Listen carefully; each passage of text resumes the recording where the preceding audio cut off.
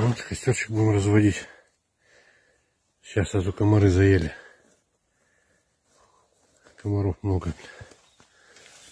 О.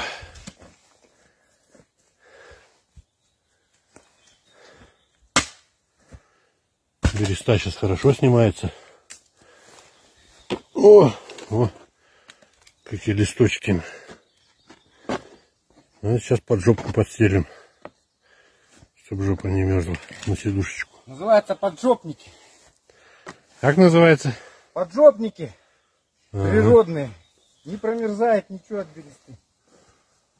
Василий говорит, даже дома можно с бересты строить. Да, вот сейчас береста дерется июнь месяц. Хорошо.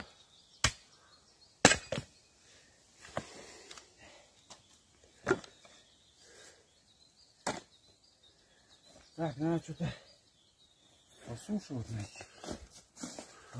Василий, а вон я по суше принес. Вон елка валяется.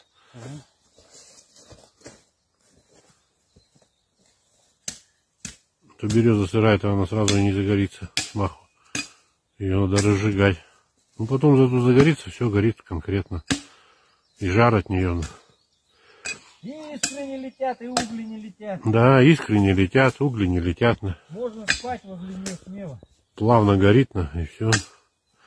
Дело в том, что положил несколько чурок на ночь, и можно не подкладывать. Так они до утра помаленьку горят.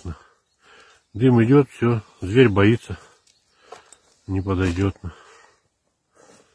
А сухих что? Сухие подложил они 15 минут, полчаса, если сгорел костер. И все, всю ночь не настаешься подкидывать дрова. А костер потухнет тоже страшновато. Ехали вон следов сколько. Медведица с медвежатами ходит. На дороге грязь, следы видно хорошо. Завтра на речку пойдем, я поснимаю, покажу вам. Ну вот, подписчики, сходили мы на речку. Ленились, все-таки пошли. Рыба есть, оказывается, вода мутноватая, но мелкая вода. Рыба хорошая. Ну вот, смотрите, как бы так, вот в руках. Ну, то мы для сравнения ничего не положили. Вот 10 штучек и выловили.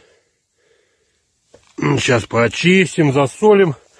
И прям малосольненький мы его и схряпаем. Вот так.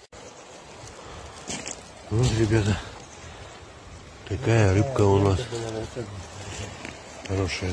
Здесь выхватили штучек 5 в этой ямке. Хорошая ямка. Пойдем дальше маленько. Вроде распогодило.